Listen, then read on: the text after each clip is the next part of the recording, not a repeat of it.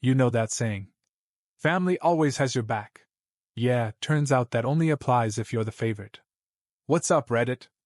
I'm Lucas, 27, and this is the story of how my parents, Frank and Margaret, decided I wasn't their son, I was their servant. Meanwhile, my sister Sophie? Oh, she was treated like royalty. Golden child syndrome at its finest. But don't worry, this isn't just a sob story about bad parents. Nah, this is about how I walked away, found people who valued me, and left Frank and Margaret to watch another man proudly call me his son. Let's rewind. Growing up in our house was like living in a twisted version of Cinderella, except there were no glass slippers, just dirty dishes and lawn care. Sophie? She was the princess. Straight A's, even when she didn't earn them, showered with gifts, praise for breathing correctly. Frank and Margaret would bend over backwards to make it happen if she wanted something. Me? I was the built-in handyman, babysitter, and errand boy, all rolled into one. Did I ask to be treated like free labor? Nope. But from the moment I could hold a broom, it was, Lucas, mow the lawn. Lucas, drive your sister to her friend's house. Lucas, fix the sink. You're good with tools, right? Birthdays? Sophie had parties. I got, we'll celebrate later, things are tight right now. Holidays? Sophie unwrapped gadgets and clothes while I got socks, sometimes used ones, Frank swore were just like new. But hey, I figured once I hit adulthood, things would change. Spoiler alert, they didn't. By the time I was 20, I was working full-time, paying rent to live under their roof, while Sophie, 2 years younger, lived rent-free, driving a car they bought her, and somehow still needed help covering her expenses. And every time I dared to question it, she's your sister, Lucas. Family helps family. Funny how, family, only meant me helping them, never the other way around. But I kept my head down, saved what I could, and leaned on the only people who treated me like a human being, my best friend and his dad, Richard. They saw through the crap. Richard, especially, became more of a father figure than Frank ever was. Then came the breaking point. A few years ago, Sophie decided to get married. Of course, Frank and Margaret went all out, talking about how it was the proudest moment of their lives. I was happy for her, until they told me my role. Not the best man. Not even a respected guest. Nah, they wanted me to drive people to the venue. Help set up decorations. Stay out of family photos because it was Sophie's day. Oh, and guess who they expected to chip in for the wedding? Yup. Me. That was the moment I realized this wasn't just bad parenting. This was who they were. And I decided I was done playing the loyal servant. After the whole, you can help set up, but stay out of the photos stunt at Sophie's wedding, something in me shifted. It wasn't like I snapped overnight. I wish it was that easy. Nah, it was more like watching a crack slowly spiderweb across glass. Every little comment, every expectation, every time Frank and Margaret treated me like I was the hired help instead of their son, it all built up until I couldn't unsee it anymore. I started asking myself questions I should have asked years ago. Why was I paying rent to live in a house where I also did all the maintenance? Why was I expected to drop everything when Sophie needed a ride, but no one could bother to ask how my day was? Why did I know more about Richard's weekend plans than my own dad's? Speaking of Richard, the guy was a legend. While Frank was busy perfecting his disappointed sigh and Margaret was running the Sophie fan club, Richard was the one teaching me actual life skills. How to manage my finances, how to negotiate at work, even dumb stuff like fixing my car properly instead of using duct tape and hope. I started spending more time at Richard's place, originally just to hang with my best friend, but over time, it became obvious that Richard wasn't just a friend's dad anymore. He was the father figure I never had. He noticed things Frank never did. One night, after I vented about being roped into repainting Sophie's old bedroom because it'll be good for resale value, Richard just looked at me and said, "Lucas, when are you gonna stop letting them treat you like a handyman they don't pay?" I didn't have an answer. Because deep down, I'd been conditioned to believe that was just normal. That being the reliable son meant accepting whatever scraps of respect they threw my way. But Richard wasn't having it. "You know," he added, "being family doesn't mean being a doormat." That stuck with me. So I started saying no, quietly at first. When Margaret asked me to drive 2 hours to pick up Sophie's wedding favors because she's too busy, I told her I had plans. When Frank wanted me to lend a hand fixing their leaking roof, on my only day off that week, I told him to call a professional. The reactions? Oh, bro, they were priceless. Margaret hit me with the classic. "You've changed, Lucas. You used to care about this family." Frank pulled out his greatest hit. "We don't ask much of you. Just a little help, like any good son would do." Not much? I practically had a punch card for free labor at that point. The more I pushed back, the colder things got. Meals were eaten in silence. Margaret stopped pretending to care about my job. Frank only spoke when something needed fixing. And Sophie? She didn't even notice.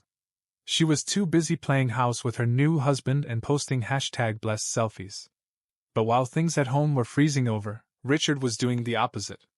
He invited me to family BBQs, introduced me to people in his network, and on my birthday, yeah, the one Frank and Margaret forgot, Richard handed me a card with a simple message. "Proud of you, son." I'm not gonna lie, bro, that one hit different. It made me realize I didn't need to earn that kind of respect by breaking my back for people who couldn't bother to say thank you. I just needed to be around people who actually saw my worth. So, I made a plan. I saved up. I kept my head down. And within a few months, I signed a lease on my place, small, nothing fancy, but it was mine. When I told Frank and Margaret I was moving out, they didn't congratulate me. They didn't offer to help. Margaret just sighed. "I guess Sophie will have to find someone else to run errands now." Frank's only comment? "Don't come crawling back when things get tough." I just smiled, knowing I'd rather sleep on the street than crawl back to a house where I was treated like a toolbox on legs. But I wasn't gone for good yet, and they were about to test just how serious I was about cutting the cord. Moving out felt like I'd just broken out of prison, but instead of guards chasing me, it was Frank and Margaret blowing up my phone with friendly reminders about all the things they still expected me to do. See, I thought once I had my place, I'd be free. Spoiler alert, toxic parents don't come with an off switch. Barely a week into enjoying my tiny but glorious apartment, I got a text from Margaret. "Hey Lucas, since you're free this weekend, can you come mow the lawn? Sophie's coming over, and we want the place to look nice." Free? Bro, I was unpacking boxes and figuring out how to survive on instant noodles and a busted microwave, and she thought I was just sitting around waiting for chores. I politely said no. An hour later, Frank chimed in with, "Don't forget where you come from. We raised you better than to ignore your responsibilities." Ah, yes, the classic. "We raised you" card, as if feeding me and keeping a roof over my head wasn't the bare minimum of parenting. I ignored it. That's when the calls started, from random relatives I hadn't heard from in months. Aunt Evelyn. "Lucas, your mom says you've been distant. Is everything okay?" Uncle Tom. "You know, family's important. Don't let little things cause big rifts." Little things? Like a lifetime of being treated like a glorified butler? It was clear, Margaret was running a smear campaign, painting me as the ungrateful son who abandoned his poor parents after all they'd done for me. But I wasn't falling for it. Instead, I doubled down on building my life. Richard kept checking in, offering real advice, not veiled guilt trips. He helped me budget properly, introduced me to a few side gigs to pad my income, and even invited me to a family dinner where, for the first time, I sat at a table where people asked how I was doing without following it up with a favor. Meanwhile, Frank and Margaret escalated. When guilt didn't work, they tried financial manipulation. Margaret called one evening, pretending to be all sweet. "Lucas, honey, I notice you're probably dealing with bills now. If you ever need to borrow money, just remember, we're here." Yeah, right. That help would have come with more strings than a puppet show. I thanked her but declined. Then came the emergency calls, the ones designed to make me rush over. "The sink's leaking, can you fix it? The car won't start, Sophie needs it tomorrow. We can't figure out the TV remote." Each time, I gave them the same response. "I'm sure you can handle it, or hire someone who can." Every no felt better than the last. Like I was reclaiming pieces of myself they'd chipped away over the years. But the real test came when Sophie got involved. She called me up, all fake cheery. Hey, big bro. Haven't seen you in a while. Wanna grab lunch? For a second, I thought maybe, just maybe, she was reaching out like a normal sibling. Until she added, "Oh, and can you swing by Mom and Dad's after? The garage door isn't working again." There it was. I told her I was busy. She didn't call back.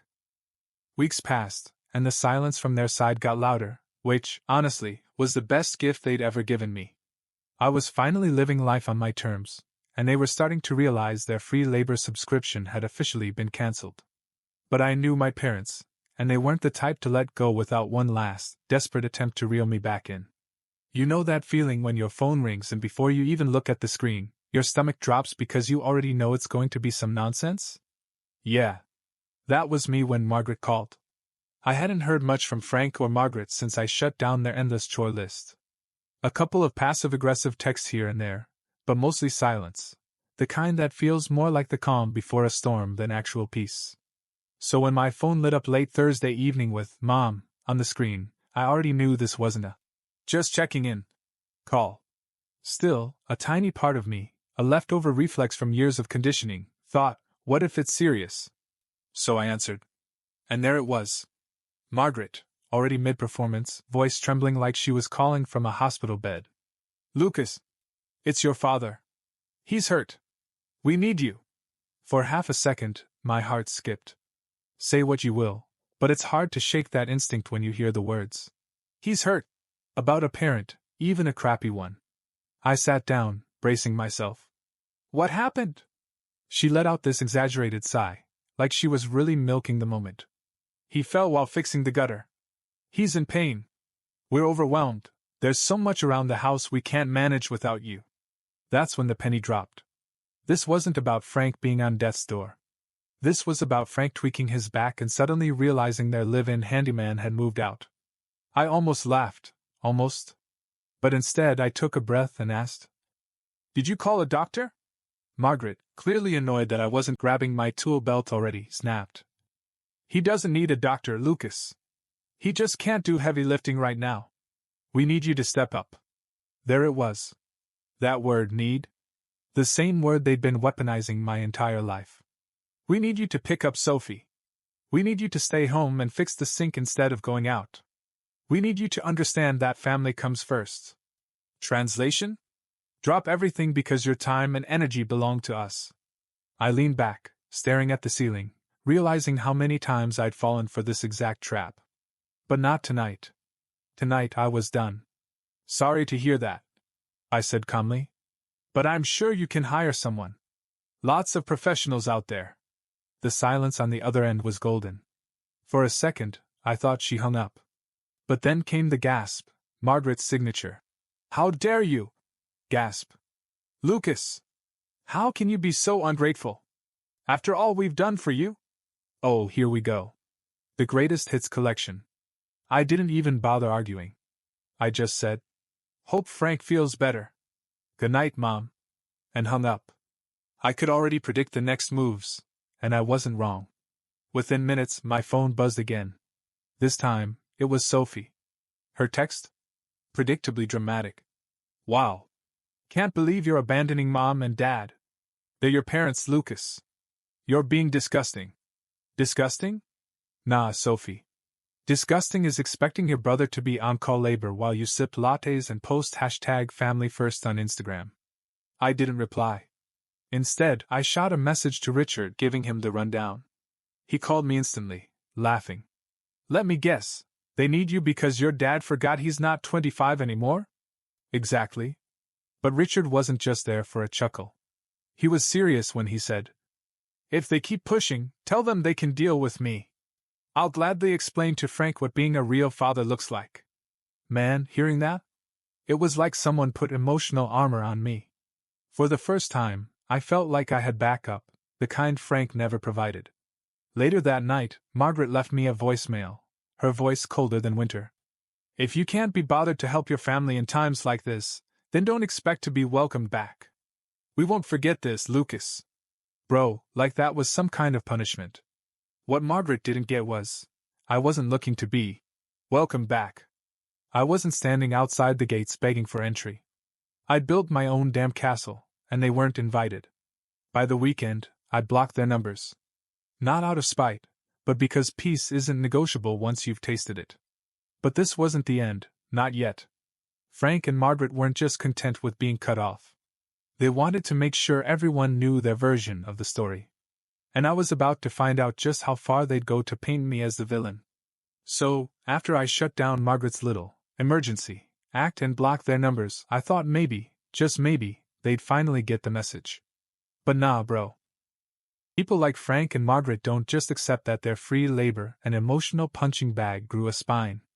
When they can't control you anymore, they move on to controlling the narrative. And that's exactly what they did. It started with a text from my cousin Jenna, one of the few family members I didn't have on my mental blacklist. "Hey, just wanted to check in. Your mom's been saying some stuff. You okay?" I blinked at my phone, already knowing this wasn't going to be a friendly chat about weekend plans. I called her up, and within minutes, Jenna spilled the tea. Turns out, Margaret had been busy making the rounds, calling every aunt, uncle, distant cousin, and probably the neighbor's cat, telling anyone who'd listen that I'd abandoned the family in their time of need. She painted this picture of poor, injured Frank, helpless Margaret, and me, the selfish, ungrateful son, who apparently thinks he's too good for family now. Oh, and bonus points, she even tossed in that I was being influenced by outsiders, aka Richard, like I'd joined some cult of self-respect. Bro, I couldn't help but laugh. Jenna, to her credit, wasn't buying it. She'd seen firsthand over the years how Frank and Margaret treated me like the help. But not everyone was as sharp. Soon enough, I started getting those classic, concerned relative messages. "Lucas, whatever's going on with your parents, you should fix it before it's too late. Family is forever. Don't let pride ruin that. I'm sure your mom didn't mean whatever upset you." Didn't mean it? Margaret had been meaning it my whole life. But the real kicker? I got a LinkedIn message, yeah bro, LinkedIn, from some distant uncle I hadn't seen since I was 12.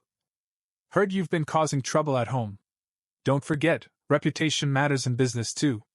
Imagine weaponizing professional networking to guilt trip me. That's Hall of Fame level pettiness. I screenshotted it and sent it to Richard, who called me immediately, laughing so hard he could barely speak. "You've officially made it, kid.